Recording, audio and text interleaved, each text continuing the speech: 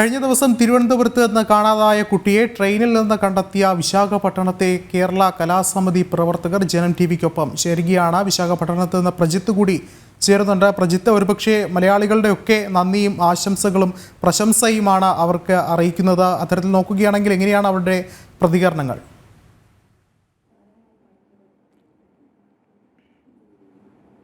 വിഷ്ണു, ഈ 37 മണിക്കൂറിനുള്ളിൽ ഈ പെൺകുട്ടിയെ കണ്ടെത്തുമ്പോൾ അതിന് പിന്നെ ഒരു വലിയ മനുഷ്യ മഹാപ്രയത്നം തന്നെ ഉണ്ടായിരുന്നു എന്നുള്ളതാണ്. അതിൽ പോലീസുണ്ട്, മാധ്യമപ്രവർത്തകരുണ്ട്, RPF ഉണ്ട്. പക്ഷേ ഏറ്റവും നിർണായകമായ നിമിഷത്ത് ഒരുപക്ഷെ ജീവിതത്തിൽ നിന്ന് ആ കുട്ടിയെ നമുക്ക് നഷ്ടപ്പെടുമായിരുന്ന ഒരു അവസ്ഥയിൽ നിന്ന് ആ പെൺകുട്ടിയെ കണ്ടെത്തിയത് ആന്ധ്രാപ്രദേശിലെ വിശാഖപട്ടണത്തുള്ള കുറച്ച് മലയാളികളാണ്. ആ മലയാളികൾ എന്ന് പറയുമ്പോൾ നമ്മളവരെ പൂർണ്ണാർത്ഥത്തിൽ മലയാളി സമാജം എന്നൊക്കെയാണ് ഇപ്പോഴും വിശേഷിപ്പിച്ചുകൊണ്ടിരിക്കുന്നത്. പക്ഷേ മലയാളി സമാജം എന്നല്ല അവരെ പറയേണ്ടത്. 1973 മുതൽ ഈ വിശാഖപട്ടണത്തെയും ആന്ധ്രാപ്രദേശിൻ്റെയൊക്കെ സാംസ്കാരിക രംഗങ്ങളിൽ വളരെ സജീവമായി പ്രവർത്തിക്കുന്ന കേരള കലാസമിതി എന്ന് പറയുന്ന ഒരു സംഘടനയാണ്. അതിൻ്റെ പ്രവർത്തകരാണ് കഴിഞ്ഞ ദിവസം ഈ രീതിയിൽ ഈ കുട്ടിക്കായി തിരച്ചിൽ നടത്തുകയും അവരെ കണ്ടെത്തുകയും ചെയ്തപ്പോൾ അതിൻ്റെ പ്രസിഡന്റും ഈ തിരച്ചിലിന് നേതൃത്വം നൽകിയതുമായ ഉണ്ണിത്തൻ സാർ നമ്മൾക്കൊപ്പം ഉണ്ട്. അദ്ദേഹത്തിനൊപ്പം നമുക്കൊന്ന് അദ്ദേഹത്തിൻ്റെ ഒരു പ്രതികരണത്തിലേക്ക് നമുക്ക് പോകാം. ഇന്നലെ നടന്ന കാര്യങ്ങൾ, അതായത് നിങ്ങൾക്ക് ഈ സന്ദേശങ്ങൾ ലഭിച്ചു തുടങ്ങുന്നു, അതിനുശേഷം നിങ്ങൾ നടത്തിയ തിരച്ചിൽ പൂർണ്ണമായിരുന്നു. ഇന്നലെ ഏതാണ്ട് ഇതേ സമയത്താണ് ഞങ്ങൾക്ക് നിങ്ങളുടെ പത്രമാധ്യമങ്ങളിൽ നിന്ന് ഇങ്ങനൊരു വിവരം അറിയാൻ സാധിച്ചത്. ഉടൻ തന്നെ ഞങ്ങളുടെ പ്രവർത്തകരുമായിട്ട് ഞങ്ങൾ അതിനെക്കുറിച്ച് ചർച്ച ചെയ്തു. RPF ആയിട്ട് ബന്ധപ്പെട്ടു. ട്രെയിനിൻ്റെ സമയം കണക്ക് കൂട്ടിക്കൊണ്ട് തന്നെ ഞങ്ങൾ ഇവിടുന്ന് റെയിൽവേ സ്റ്റേഷനിലായിട്ട് ടീമായിട്ട് പോയി. പക്ഷേ ഇറങ്ങുമ്പോഴും അവിടെ ചെല്ലുമ്പോഴും ഒന്നും തന്നെ ഇതിങ്ങനെ ശുഭകരമായി സമാപിക്കും എന്ന് പ്രതീക്ഷയൊന്നുമില്ലായിരുന്നു. കാരണം തിരുവനന്തപുരത്ത് നിന്ന് യാത്ര തുടങ്ങിയ കുട്ടി ചെന്നൈയിൽ ട്രെയിൻ മാറി കയറുമ്പോഴും ഒരു ശരിയായ സംവിധാനത്തിൽ കൂടെ 14 മണിക്കൂറോളം ചെന്നൈയിൽ നിന്നും വിശാഖപട്ടണത്ത് ഓടിയെത്തുന്ന ട്രെയിൻ ഏതെങ്കിലും സ്റ്റേഷനിൽ RPF-നോ മറ്റുള്ളവർക്കോ ആർക്കെങ്കിലുമൊക്കെ കുട്ടിയെ കണ്ടെത്താനുള്ള സാഹചര്യങ്ങൾ ഒരുപാടുണ്ടായിരുന്നുള്ളത് നമുക്ക് വിസ്മരിക്കാൻ പറ്റത്തില്ല. പക്ഷേ അതിശയകരമെന്ന് പറയട്ടെ, ഞങ്ങളുടെ കൂട്ടായ പ്രവർത്തനത്തിൽ കൂടെ ഞങ്ങൾക്ക് ആ കുട്ടിയെ കണ്ടെത്താൻ സാധിച്ചു. അതിലേറ്റവും പ്രധാനമായിട്ട് ഞങ്ങൾക്ക് പറയാനുള്ളത്, ആ കുട്ടിയുടെ ഫോട്ടോ വീഡിയോയിൽ കൂടെ പ്രചരിപ്പിച്ച ആ ഒരു ലേഡി സബീന മറ്റുമാണെന്ന് പേരെന്ന് ഞാൻ ഓർക്കുന്നു. അവരുടെ ആ ഫോട്ടോയാണ് ഞങ്ങൾക്ക് ഏറ്റവും കൂടുതൽ സഹായകരമായി മാറിയത്. ഞങ്ങളുടെ കൂട്ടായ പ്രവർത്തനത്തിൽ തീർച്ചയായിട്ടും കുട്ടിയെ കണ്ടെത്താൻ സാധിച്ചു. RPF-ൽ ഏൽപ്പിച്ചു. അതിനുശേഷം ചൈൽഡ് വെൽഫെയർ കമ്മിറ്റി ആന്ധ്രാപ്രദേശുമായിട്ട് ബന്ധപ്പെട്ടിട്ട് വിശാഖപട്ടണത്തെ അവരുടെ ഷെൽട്ടറിലോട്ട്, അത് ഗേൾസിനും ബോയ്സിനും പ്രത്യേകം ഷെൽട്ടറുണ്ട്. ഗേൾസിൻ്റെ ഷെൽട്ടറിൽ സുരക്ഷിതമായിട്ട് കുട്ടിയെ ഇന്നലെ രാത്രി തന്നെ അവരെ കൈമാറി. ഇന്ന് രാവിലെ ഞങ്ങൾ വീണ്ടും അവിടെ പോവുകയും കുട്ടിയുമായിട്ടും കുട്ടിയെ മെമ്പർമാരുടെ സാന്നിധ്യത്തിൽ കുട്ടിയുടെ അച്ഛനുമായിട്ട് ഫോണിൽ ബന്ധപ്പെടാനുള്ള സാഹചര്യം ഉണ്ടാക്കിയിരുന്നു. ഇനി പ്രതീക്ഷിക്കുന്നത് കേരളത്തിൽ നിന്നുള്ള പ്രതികരണമാണ്, അധികാരികളുടെ പ്രതികരണമാണ്. എൻ്റെ അറിവിൽ 4 പോലീസ് അടങ്ങിയ ഒരു ടീം, 4 പേരടങ്ങിയ ഒരു പോലീസ് ടീം ഇവിടെ എത്തുന്നുണ്ട്. നാളെ ഉച്ചയോടുകൂടി വിശാഖപട്ടണത്തെത്തും എന്നാണ് പ്രതീക്ഷിക്കുന്നത്. വന്നു കഴിഞ്ഞാൽ ഉടൻ തന്നെ ചൈൽഡ് വെൽഫെയർ കമ്മിറ്റി, അവരുടെ അതോറിറ്റി പൂർണ്ണ സന്തോഷത്തോടുകൂടി കുട്ടിയെ യാത്രയക്കാനും രക്ഷിതാക്കളുടെ എത്തിക്കാനും ഉള്ള സഹായം ചെയ്തുതരാമെന്ന് വാഗ്ദാനം ചെയ്തിട്ടുണ്ട്. അതാണ് ഇതുവരെയുള്ള അപ്ഡേറ്റ് ഇൻ ദി സബ്ജക്റ്റ്. ഒരു കാര്യം ചോദിക്കാനുള്ളത്, ഈ ട്രെയിനിൽ നിന്ന് ഈ കുട്ടിയെ കണ്ടെത്തുമ്പോൾ പറഞ്ഞു കേട്ടതാണ്, നിങ്ങളിൽ നിന്ന് മനസ്സിലാക്കുമ്പോൾ അതിലൊരു വ്യക്തത വരികയുള്ളൂ. കാരണം കുറച്ച് സ്ത്രീകളൊക്കെ കൂടെ ഉണ്ടായിരുന്നു, അത് അവരുടെ കുട്ടിയാണെന്നൊക്കെ പറഞ്ഞു എന്നുള്ളൊരു ഇത് കേൾക്കുന്നു. അതിനെപ്പറ്റി എന്താണ് പറയുന്നത്? അത് വാസ്തവമല്ല എന്ന് പറയുന്നില്ല. കാരണം കുട്ടിയെ തെരഞ്ഞ് പല കമ്പാർട്ട്മെൻറ്റിൽ കൂടെ തെരഞ്ഞ് കറങ്ങി ചെന്നപ്പോഴാണ് ഈ കുട്ടി ചരിഞ്ഞു കിടക്കുന്നത് കണ്ടതും ഈ കുട്ടിയുടെ ഫോട്ടോയിൽ കൂടെയുള്ള വസ്ത്രധാരണത്തിൻ്റെ കളറുമൊക്കെ കൊണ്ട് സംശയം തോന്നുകയും ചെയ്തത്. അപ്പോൾ അതേ കൂപ്പയിൽ തന്നെ ഉണ്ടായിരുന്ന ഒരു ഫാമിലി അവരോട് ചോദിച്ചപ്പോൾ ഞങ്ങളുടെ കുട്ടിയല്ല, അപ്പുറത്തെ കൂപ്പയിലുള്ള സ്ത്രീകളുടെ കൂട്ടത്തിലുള്ള കുട്ടിയാണ് എന്നാണ് പറയുകയുണ്ടായത്. അപ്പോൾ അവരതിൻ്റെ അവകാശവാദം ഉന്നയിച്ചു എന്നുള്ളത് വസ്തുതയാണ്. പക്ഷേ അവരുടെ ടിക്കറ്റും കാര്യങ്ങളും, നിങ്ങളുടെ ഏത് രീതിയിൽ ബന്ധം എന്നൊക്കെയുള്ള നമ്മളുടെ സൈഡിൽ നിന്നൊരു ശക്തമായൊരു ചോദ്യം വന്നപ്പോൾ അവരുടെ പതർച്ച തീർച്ചയായിട്ടും നമുക്ക് മനസ്സിലാക്കാൻ സാധിച്ചു. പക്ഷേ അതേസമയം തന്നെ ഞങ്ങളുടെ പ്രവർത്തനം ഞങ്ങൾക്കും സുരക്ഷിതമാക്കേണ്ട ഉത്തരവാദിത്വം ഉള്ളതുകൊണ്ട് ഞങ്ങൾ പോലീസിൻ്റെ സഹായത്തോടുകൂടി കുട്ടിയെ ട്രെയിനിൽ നിന്ന് ഇറക്കുകയും അവിടുന്ന് തന്നെ സുരക്ഷിത സ്ഥാനത്തേക്ക് മാറ്റുകയും അതോറിറ്റിയുടെ സാന്നിധ്യത്തിൽ രാത്രി 11:30 വരെ അവിടെ ഞങ്ങൾ സ്റ്റേഷനിലുണ്ടായിരുന്നു. അതിനുശേഷം രക്ഷകർത്താക്കളും നാട്ടിൽ പല TV മാധ്യമങ്ങളും ഒക്കെ ആയിട്ട് അത് ചർച്ച ചെയ്യപ്പെട്ടു. അതിനുശേഷം അവരെ ചൈൽഡ് വെൽഫെയർ കമ്മിറ്റിക്ക് ഏൽപ്പിക്കുകയാണ് ഉണ്ടായത്. ഈ കുട്ടിയോട് സംസാരിച്ചെന്ന് പറഞ്ഞല്ലോ, ഇന്ന് എന്താണ് കുട്ടി പറഞ്ഞ കാര്യങ്ങളെന്നുള്ളത് വ്യക്തമാക്കാം. കുട്ടി പറഞ്ഞു എന്നുള്ളത് വീട്ടിൽ നിന്നും പഠിത്തത്തിൻ്റെയോ മറ്റു കാര്യങ്ങളുടെയോ ഒക്കെ പേരിൽ ശിക്ഷിക്കപ്പെട്ടു എന്നതിൽ കവിഞ്ഞ മറ്റു കാര്യങ്ങളൊന്നുമില്ല. പക്ഷേ എനിക്ക് തോന്നുന്നത് കുട്ടി നാട്ടിൽ വന്നിട്ട് കേരളത്തിലെ അറ്റ്മോസ്ഫിയറുമായിട്ട് ഫെമിലറൈസ് ആയി എന്ന് തോന്നുന്നില്ല. പിന്നെ അച്ഛനും അമ്മയും ഒരേ സ്കൂളിൽ തന്നെ ജോലി ചെയ്യുന്നു എന്നുള്ളതാണ് ഞാൻ മനസ്സിലാക്കുന്നത്. അപ്പോൾ അവർ രാവിലെ പോകുന്നു, ഇളയ കുട്ടികളോ മറ്റോ ഉണ്ട്. അവിടെ ഈ കുട്ടിക്ക് കൂടുതലായിട്ട് അല്പം പണിഷ്മെൻറ്റ് കിട്ടിയതിൻ്റെ വിഷമത്തിൽ കുട്ടി ഇറങ്ങി യാത്ര തിരിച്ചു എന്നാണ് മനസ്സിലാക്കുന്നത്. അതിന് കാരണം അപ്പുറത്ത് ആ കുട്ടിയുടെ അമ്മുമ്മ അല്ലെങ്കിൽ അപ്പൂപ്പൻ അങ്ങനെയുള്ള സ്ഥാനങ്ങളിലുള്ള ആരൊക്കെയോ കുട്ടിയെ വാത്സല്യിക്കുന്നവർ നാട്ടിലുണ്ട് എന്ന് ഒരു സംശയം. അതുകൊണ്ട് ഈ ഒരു സാഹചര്യത്തിൽ നിന്നും മാറിപ്പോകാം എന്നുള്ള രീതിയിൽ പോയി എന്നുള്ളതാണ് മനസ്സിലാക്കുന്നത്. അതിൻ്റെ അപ്പുറത്തോട്ട് മറ്റ് വാർത്തകളിൽ പ്രചരിക്കുന്നത് പോലുള്ള വസ്തുക്കളുള്ളതായിട്ടൊന്നും കുട്ടിയിൽ നിന്നും നമുക്ക് ഇൻഫർമേഷൻ കിട്ടിയിട്ടില്ല. എന്തായാലും മുഴുവൻ മലയാളികൾക്കുമായി ഒരു നന്ദി പറയുന്നു. കാരണം നിങ്ങളില്ലായിരുന്നെങ്കിൽ ഇന്ന് ആ കുട്ടിയുടെ ജീവിതത്തിലേക്ക് തന്നെ തിരിച്ചുവരവ് സാധ്യമാകില്ല എന്നുള്ളതാണ് ഞങ്ങൾ വിശ്വസിക്കുന്നത്, അല്ലെങ്കിൽ കേരളം വിശ്വസിക്കുന്നത്. അതുതന്നെയാണ് ഈ പറയുന്ന പ്രസ്ഥാനത്തുള്ള എല്ലാവരും കഴിഞ്ഞ ദിവസം രാത്രിയോട് ഉണ്ടായിരുന്നില്ല. പക്ഷേ ഇവരെല്ലാവരും ഇപ്പോൾ വളരെ സന്തോഷത്തിലാണ്. കാരണം അവരുടെ സംഘടനയുടെ പ്രവർത്തനം കൊണ്ട് ഒരു കുട്ടിയെ കേരളം മുഴുവൻ ചർച്ച ചെയ്ത ജീവിതത്തിൽ നഷ്ടപ്പെടുമായിരുന്ന ഒരു കുട്ടിയെ ജീവിതത്തിലേക്ക് തിരിച്ചു വരാൻ കൊണ്ട് എന്ത് തോന്നുന്നു ഇപ്പോൾ? വളരെ വളരെ സന്തോഷം, വളരെ ചാരിതാർത്ഥ്യമുണ്ട്. കുട്ടിക്ക് വേണ്ടിയിട്ട് എന്തെങ്കിലുമൊക്കെ ചെയ്യാൻ പറ്റിയതിൽ തിരിച്ച് അതിൻ്റെ മാതാപിതാക്കളെ ഏൽപ്പിക്കാൻ കഴിഞ്ഞു എന്നുള്ളൊരു ചാരിതാർത്ഥ്യം തീർച്ചയായും ഉണ്ട്. കാരണം ഇന്ന് ഇവിടെ വെച്ച് കണ്ടെത്തിയില്ലായിരുന്നെങ്കിൽ ഒരു പക്ഷേ ആ കുട്ടിയെ തിരിച്ചു കിട്ടില്ലായിരുന്നു. ഇല്ല, ഒരു ഉറപ്പുണ്ടായിരുന്നില്ല. അത് എവിടെ ഇറങ്ങുമെന്നൊന്നും നമുക്കറിയില്ലല്ലോ. ഇപ്പോൾ ഇടയ്ക്ക് നമ്മൾ ചെന്ന് കണ്ടുപിടിച്ച് ആ കുട്ടിയെ രക്ഷിക്കാൻ കഴിഞ്ഞത് കൊണ്ട് അത് പേരൻസിൻ്റെ അടുത്ത് തിരിച്ചെത്തും എന്നുള്ളൊരു വിശ്വാസം.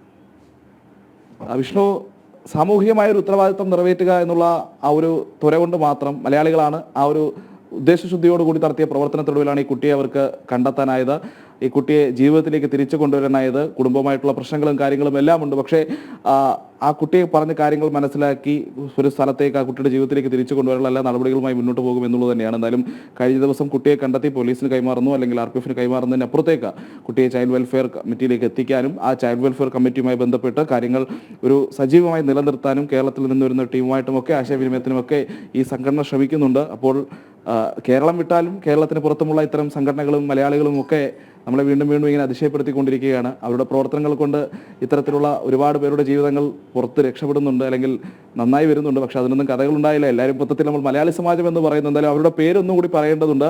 കേരള കലാസമിതി എന്നുള്ളതാണ് വിശാഖപട്ടണത്ത് 71 മുതൽ പ്രവർത്തിച്ചു വരുന്ന വലിയൊരു പ്രസ്ഥാനമാണ്. ഒട്ടനവധി സാംസ്കാരിക സാമൂഹിക ഇടപെടലുകളൊക്കെ നടത്തുന്ന സംഘടനയാണ്.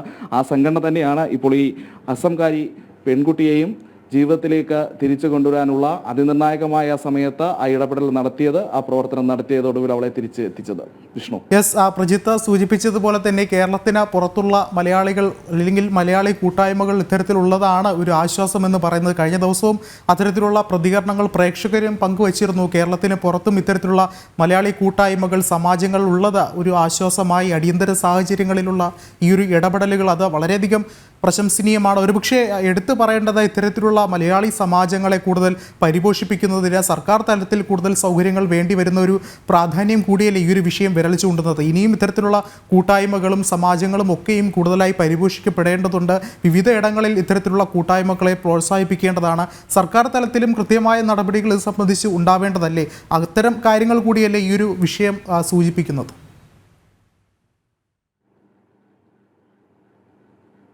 വിഷ്ണു, മലയാളി സംഘടനകൾ അത് ലോകത്തിൻ്റെ ഏത് ഭാഗത്താണെങ്കിലും അവർ വളരെ സുശക്തമായ സംവിധാനമുള്ളവരാണ് ഇപ്പോൾ തന്നെ. കാരണം സംഘടിത സ്വഭാവം കുറച്ച് കൂടുതലുള്ളവരാണ് മലയാളികൾ. എവിടെ പോയാലും 4 മലയാളികൾ ഒത്തുചേർന്നാൽ ഒരു സംഘടന ഉണ്ടാകുന്ന പല രാജ്യങ്ങൾ പോലുമുണ്ട്.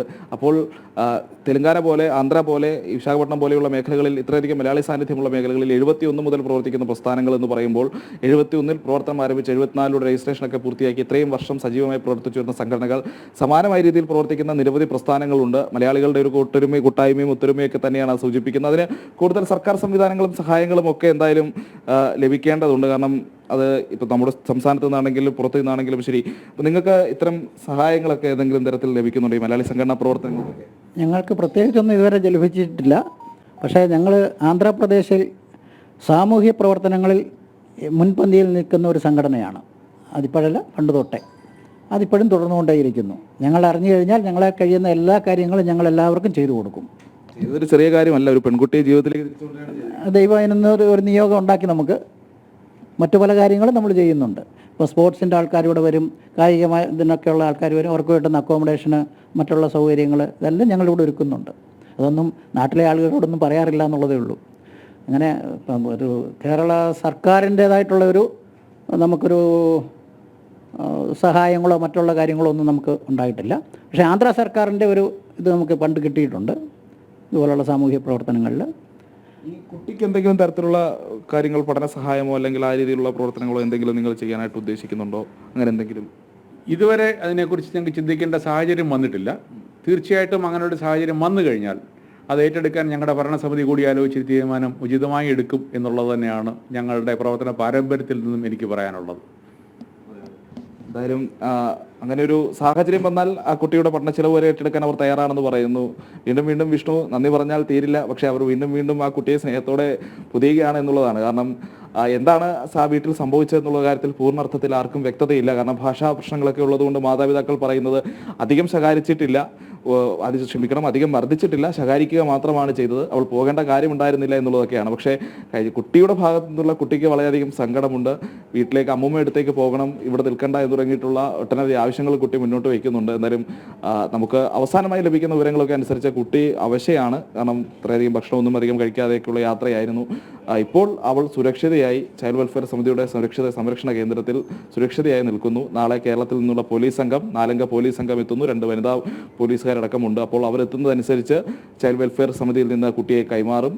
അതിനുള്ള പ്രൊസീജിയേഴ്സ് ഒക്കെ വളരെ വേഗത്തിൽ തന്നെ പൂർത്തിയാക്കാനുള്ള തീരുമാനം എടുത്തിട്ടുണ്ട്. എന്തായാലും എങ്ങനെയാണ് കുട്ടിയെ കേരളത്തിലേക്ക് കൊണ്ടുപോകുന്ന കാര്യത്തിൽ ഒരു വ്യക്തതയില്ല. കാരണം ട്രെയിൻ മാർഗമാണോ അതോ വിമാനമാർഗമാണോ എന്നുള്ളതാണ്. വിമാനമാർഗമാണെങ്കിൽ ഒരു വനിതാ പോലീസുകാരിക്കൊപ്പം കുട്ടിയെ തിരിച്ച് തിരുവനന്തപുരത്തേക്ക് അയക്കും. ട്രെയിൻ മാർഗമാണെങ്കിൽ മുഴുവൻ പോലീസ് സംഘമുണ്ട്. പക്ഷേ കുട്ടി ഇത്തരത്തിൽ ഒരു തവണ ഇറങ്ങിപ്പോയതായതുകൊണ്ട് ട്രെയിൻ യാത്ര ഇത്രയധികം സമയമാണ്. അപ്പോൾ അതൊരു ദീർഘൊരു യാത്രയാണ്. അതൊക്കെ കുറച്ച് റിസ്ക് ഉണ്ട് എന്നുള്ളതാണ് പോലീസിന്റെ ഒരു വിലയിരുത്തൽ.